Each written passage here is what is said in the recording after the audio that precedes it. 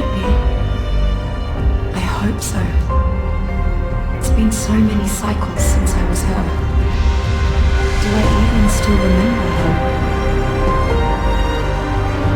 I wasn't sure you'd ever tell me. The odds just kept getting longer. I guess I've been losing faith. While they've been gaining power. You have to reach me. Everything depends on your survival. Master this world. Make allies of its many creatures. Grow your strength and skill. Explore this place like I did so long ago. Put the pieces together and find me, survivor. You may be the only one who can.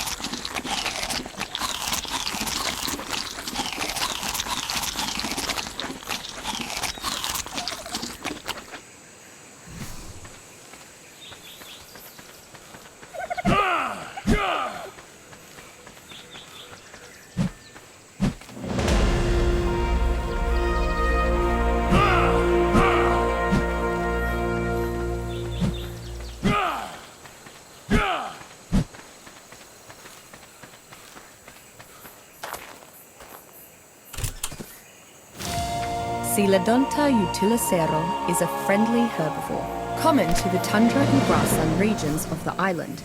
It is a large and dangerous creature, though it seems fairly trusting of the fauna around it. Once attacked, Coelodonta begins charging towards its foe. It builds up momentum as it charges, and depending on its ultimate impact speed, the results can be terrifying. With enough room to charge, it can even skewer the largest creatures in just one gore. Despite how powerful Coelodonta are, many tribes still hunt them extensively due to their unique resources. Its horns can ground into a highly arousing powder, and its thick fur can support many insulating outfits, making the Coelodonta in high demand. Even less advanced tribes use packs to hunt them down, though at significant peril. When not being hunted for its horns, Coelodonta makes an impressive beast of burden. Its ability to take on far larger opponents, provided sufficient charging room, as well as its sizable load capacity, make it a solid addition to any trading party or gathering expedition.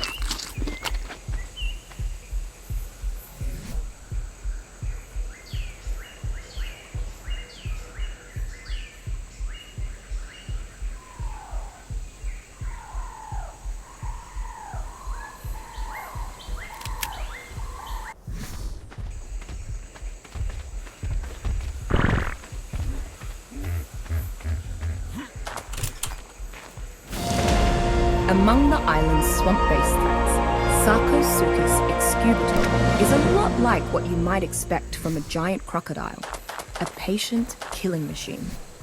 It spends much of its days lazily waiting in the water for prey to walk near. That said, it is not opposed to scurrying onto land and pressing the issue when hungry.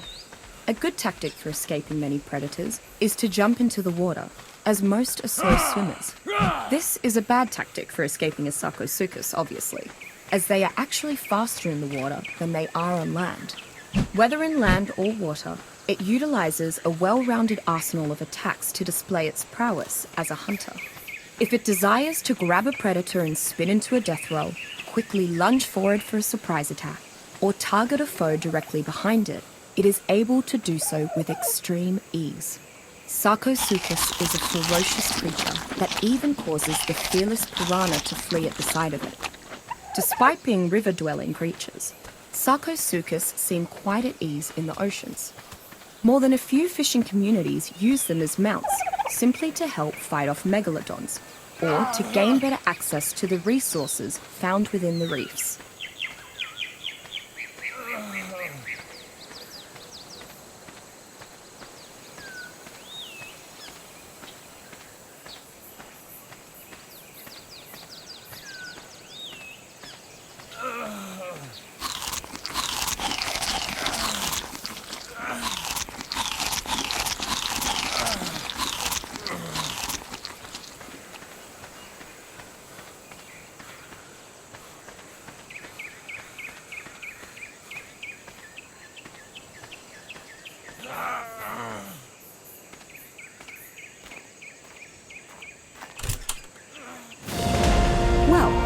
I've combed through more carnival droppings than I care to calculate, and I can't say they provided many answers. All the predators in this region have very similar diets. With so many different predators hunting the same prey, the populations of all these species shouldn't be sustainable. Yet I found nothing to indicate that any population shift is actually happening. It's just bizarre. The longer I'm here, the more I realize that this region shouldn't exist. Its climate is out of sync with the rest of the island.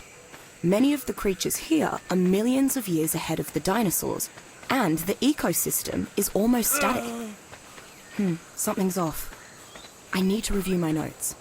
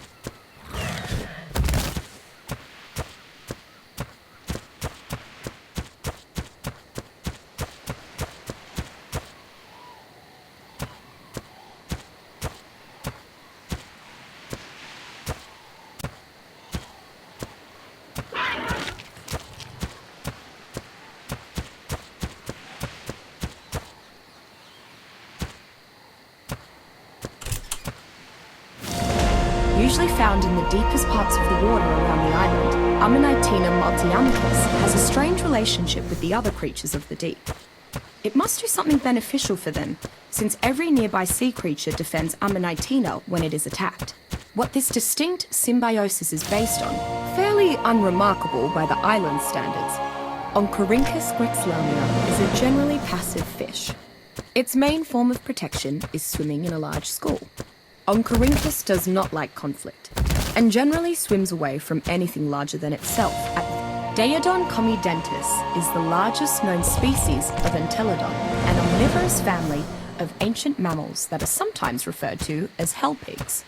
Even though Daeodon has as many similarities to modern hippopotamidae as it does to swiner, I found that to be a suitable nickname. Daeodon is as mean as it looks, and any survivor who wanders too close will find that out the hard way. As an omnivore with a voracious appetite, Daeodon scavenges, forages, and hunts to survive. It has little qualms when it comes to its diet, and that has helped it thrive on the island's harsh tundra. Its temper hasn't hurt either, as many would-be predators would rather seek out less vicious prey. Many tribes have made excellent use of Daeodon packs within their war parties, not only because of its fierce nature, but due to its extraordinary ability to rapidly heal itself. I've theorized that this healing factor is why it seems to have such a high metabolism. Though what is particularly extraordinary is its capability to share this benefit with nearby creatures. I've even heard some survivors mention that the Daeodon also has a unique ability to root out rare mushrooms as well.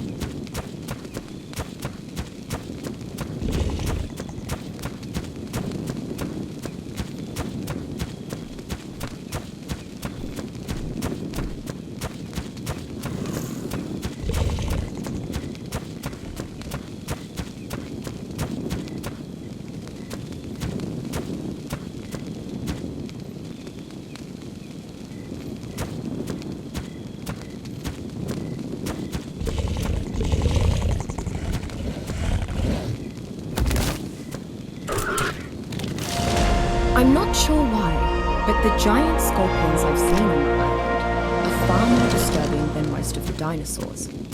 Rather than simply kill its prey, Pulmonoscorpius gigantus injects its victims with a tranquilizing poison, then eats its unconscious prey alive. This subspecies has a large pair of pincers that seem connected to the same toxin sacs as the tail. I've never seen another scorpion that. Among the bottom of the island's dinosaur food chain is a small herbivore called Pegomastix fructurator. It is content to spend all day alone, gorging itself on far more food than you might reasonably expect for a creature of its tiny stature. Its beak appears perfectly evolved for collecting food from plants, while avoiding the indigestible fibrous strands. Pegomastix is likely to ignore any nearby creature and continue foraging, unless it's attacked, at which point it turns into a very aggressive, though rather unthreatening opponent, shrieking and whooping far above its actual threat level. You would expect a creature this small and weak to live in flocks. A pegomastix seems to be fairly solitary in nature. While not pretty and far too small to ride, tribes often keep pegomastix around as a kind of farming aid. Its skill at scavenging means that it collects an extraordinary quantity of seeds and berries, while also handily gathering the rare flowers, mushrooms, and other ingredients necessary to cook up unusual concoctions.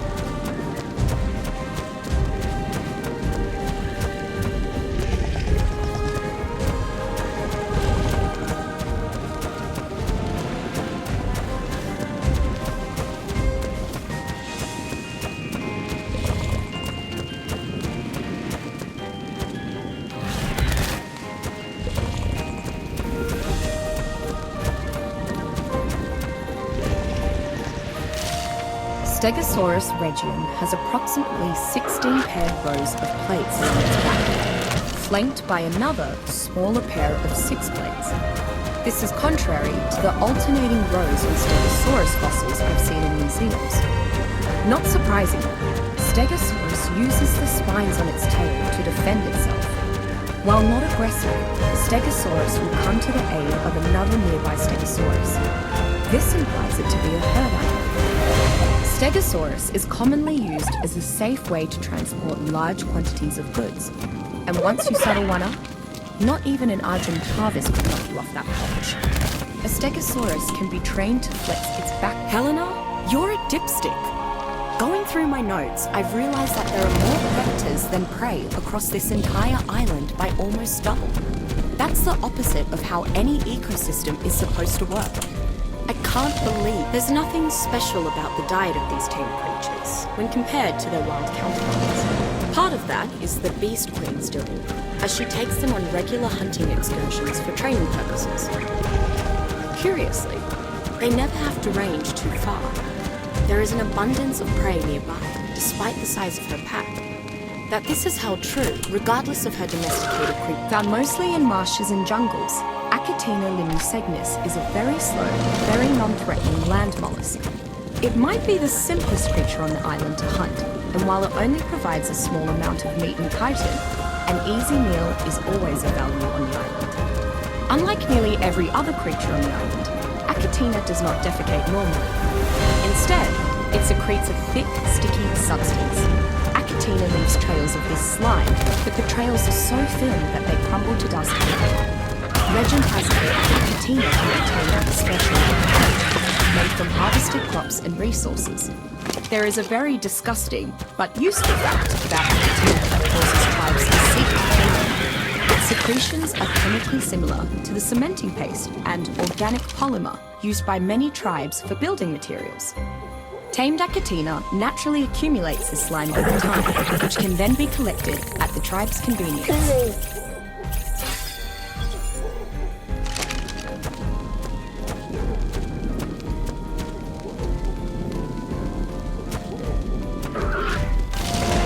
Among the few carnivores on the island that can match Tyrannosaurs in size, Spinosaurus aquilina does not match its ferocity. Spinosaur's 4 legs and large sail make it fairly swift on land and incredibly fast in the water. Its marvel is arguably the ability to change stances by going from quadruped to biped. The creature is visually distinguished by its spectacular sail. In my travels, I have seen many different and brightly coloured sails, as every Spinosaurus appears to have a slightly different palette. The one comforting fact about Spinosaurus is that it seems more at home near water than away from it. Although the creature is more powerful, faster, agile, and insatiable while in water, it tends to become less hostile as it gets farther from it. On one occasion, I only escaped a Spinosaurus by getting far enough from its lake home to make it simply lose interest. Spinosaurus is an incredibly well-rounded apex carnivore, faster than a Tyrannosaurus in water, and able to travel on land unlike a megalodon. Its all-terrain versatility may be unrivaled. Although its movement speed is slower in a biped stance, it gains considerable attacking strength and mobility in this form. For hunters who wish to have a well-rounded mount, Spinosaurus may be the ideal choice, if they can acquire one.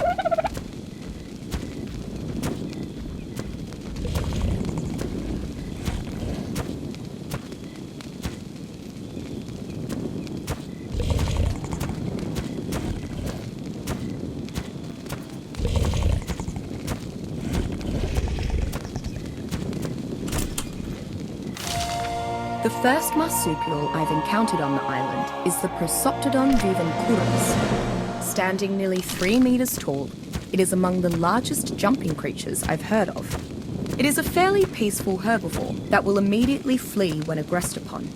One of the Prosoptodon's most unique features is its pouch. Unlike many pouched marsupials, Prosoptodon's pouch is relatively dry and has little in the way of sticky or oily fluids.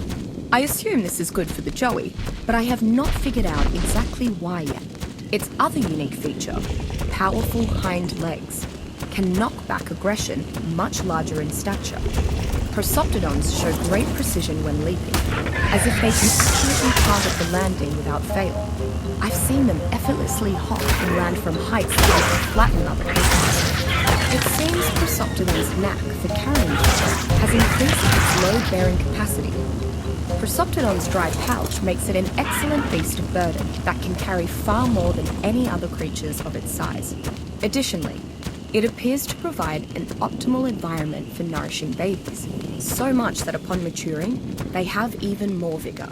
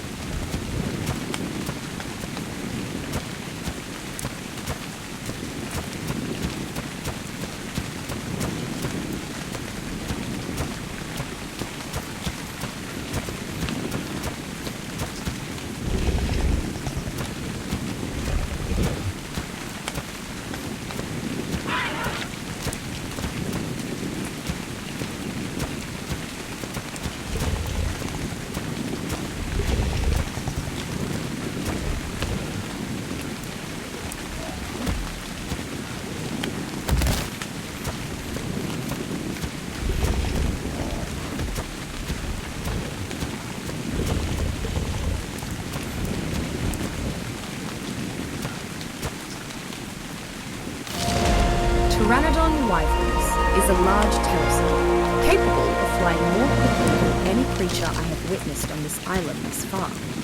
It seems to have relatively poor stamina in comparison to its quick speed, however, making frequent pit stops on the beaches before taking off again. While other humans I've seen on the island still insist on calling it a pterodactyl, this is inaccurate. Pteranodon wyvernus' poor fighting and defensive skills mean they are likely to scavenge any number of dead animals rather than engage in dangerous combat with other creatures. They also flee at the slightest sign of trouble. Because of this, they are one of the most common creatures to be found darting across the island's skies. Pteranodons seem to be among the most popular flying companions from what I have witnessed, possibly because they are relatively easy to tame with a slingshot or bow. Mounting a pteranodon must be among the fastest and safest ways to get around the island, but it doesn't provide any measure of secrecy in comparison to travel on land through the dense foliage.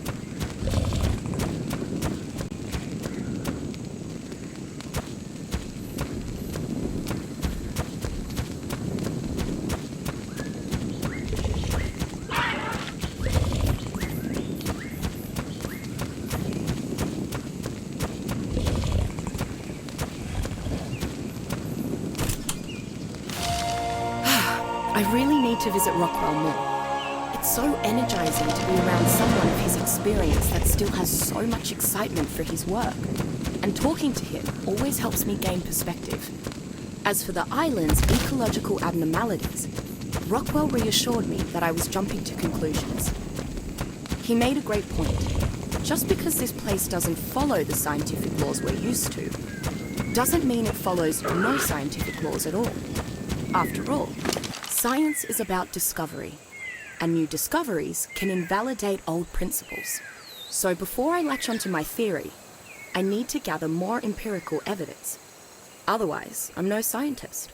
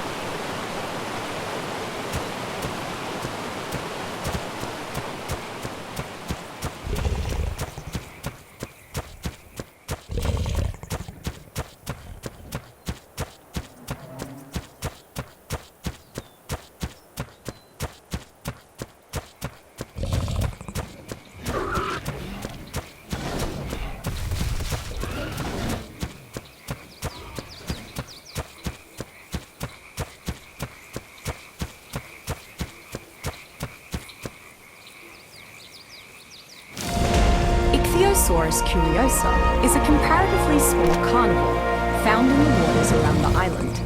It is slightly larger than a human, but that's still small compared to the leviathans roaming these waters. It seems to be very interested in any creature around its size, often approaching and following humans swimming through its waters. Despite its appearance, the Ichthyosaurus is neither a fish nor an ocean mammal. Like many creatures in the waters around the island, it is actually an aquatic reptile.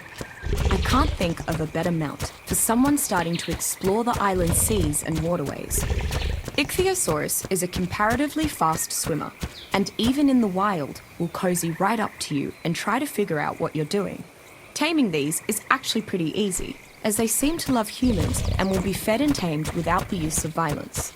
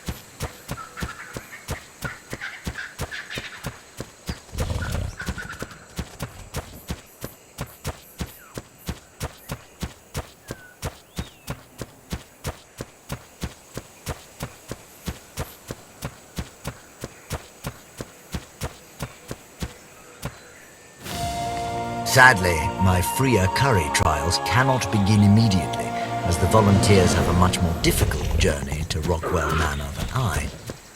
After all, I couldn't very well carry every one of them on Archimedes.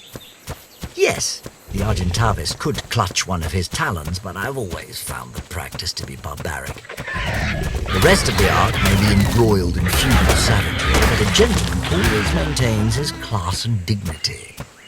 At any rate, I must have my assistants renovate the guest compound. Naturally, I would never let strangers into the manor proper, but there's no reason their stay should not reflect my civilized standards.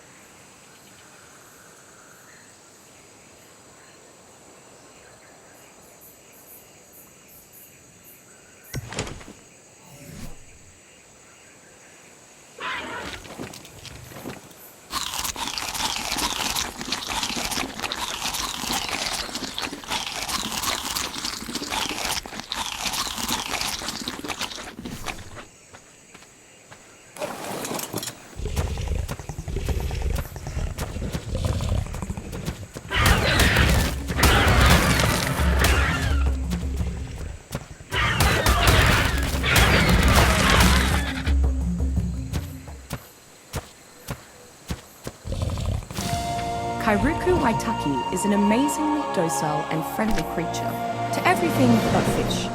Honestly, I'm not quite sure how Kairuku manages to stay populated across the island's colder climes, with the many predators stalking these frozen lands. It is weak and only has one small defensive trait. Suspended in Kairuku blubber are small, dense particles that act as a light form of armor.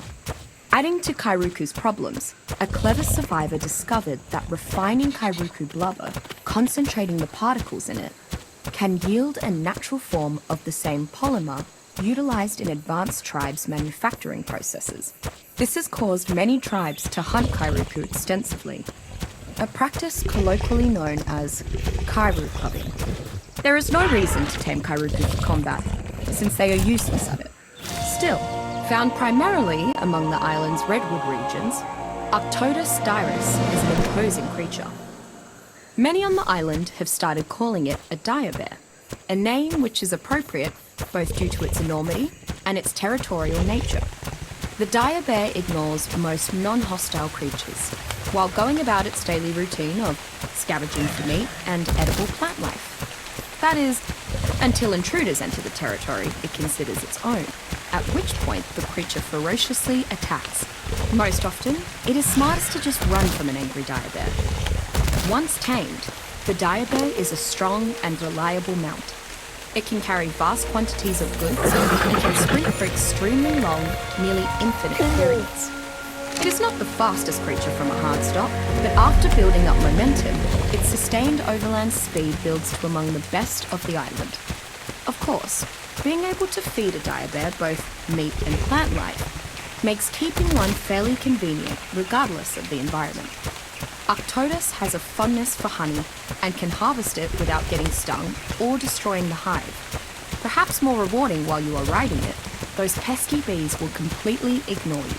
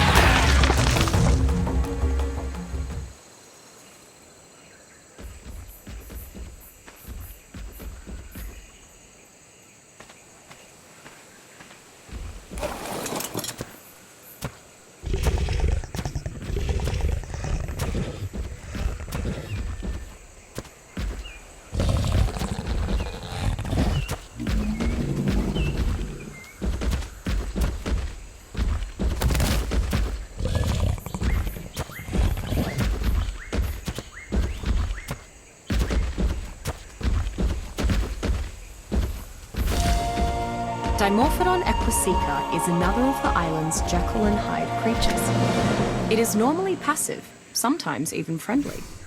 When provoked, it becomes very aggressive. Even against larger creatures it has no business fighting, often to its own fatal end. Dimorphodon can make short work of smaller opponents, however, due to its large, but lightweight skull and teeth. Barely over 1 metre tall, Dimorphodon should be low on the food chain, but its incredible speed and surprisingly strong bite make it fairly dangerous, especially en masse, as they tend to attack in groups. A flock of angry or hungry Dimorphodon can take down prey several times their size, so survivors should take care not to hunt near where a flock is gathered. Dimorphodon is one of the creatures on the island that is easily domesticated for companionship, but its use in combat is also quite good. It will hunt in large groups to seek out enemy dino riders directly, harassing them to no end, regardless of the might of their mount.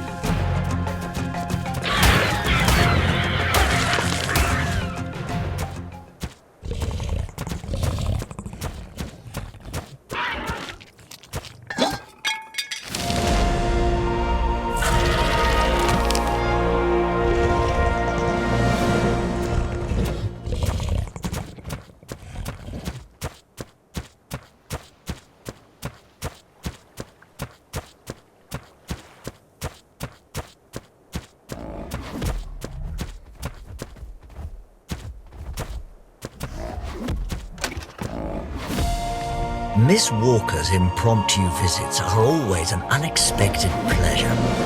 After that headache with the sharks and Blackfoots, a lively tea-time discussion about the abnormalities of the Ark's ecosystem was precisely what I needed.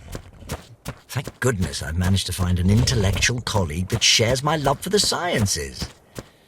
It saddens me to think that Miss Walker's charming colonial accent would keep her out of the more prestigious institutions and societies back home. Another of the Ark's wonders, it is a true meritocracy, unlike any in the modern world. If Miss Walker and I could find and cultivate more minds like ourselves, we could create a true scientific utopia.